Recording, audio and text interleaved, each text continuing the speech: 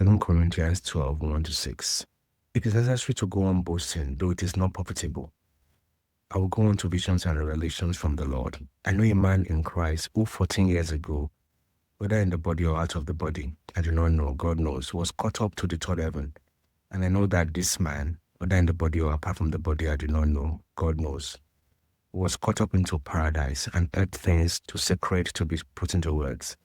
Things that a person is not permitted to speak. On behalf of such an individual, I will boast. But on my own behalf, I will not boast, except about my weaknesses. For even if I wish to boast, I will not be a fool, for I will be telling the truth. But I refrain from this so that no one may regard me beyond what he sees in me or what he hears from me. So my focus is in verse 5. Said, on behalf of such an individual, I will boast. On my own behalf, I will not boast, except about my weaknesses. Remember, this has been part of my series going through this passage. And I'm now in verse 5. And it's talking about boasting. And it's talking about boasting in a negative way. But what we have a lot of the time is that people are actually forced to boast. You're told, tell us your story. You're told, tell us what God has done. Why? Because they said it's supposed to be a way for you to help people's faith. Really? Or a way to have you elevated in the eyes of the people? Honestly, I don't want that kind of elevation. It is because whatever happened, it doesn't have to me is God. So how can I now make that a basis for which I'm going to boast and compare myself with other people? And we have normalized boasting. That is the truth. If somebody is not boasting, telling you stories, we think the person is not a man of God. You have not told us any story of what happened. You have not told us you raised the dead. You have not told us you healed the sick. You have not told us you have millions and millions on your account. You have not told us the story of how you gave this money and you got back this money. You've not shown us a method each year. We have normalized boasting. We have normalized people talking about their highs.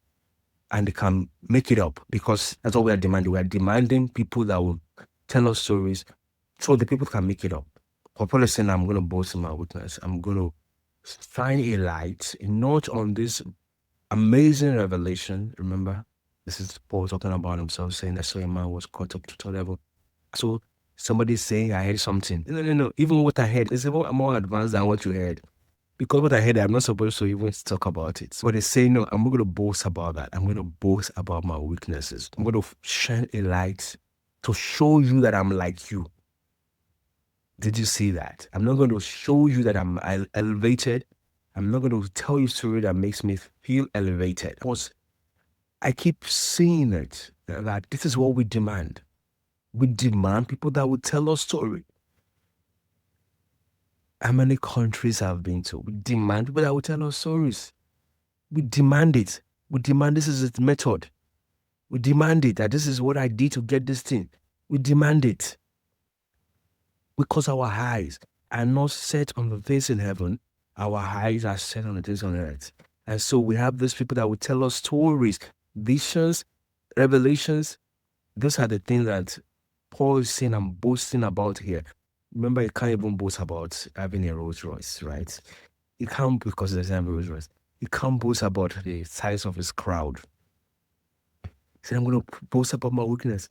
I'm going to talk about the thing that I've suffered.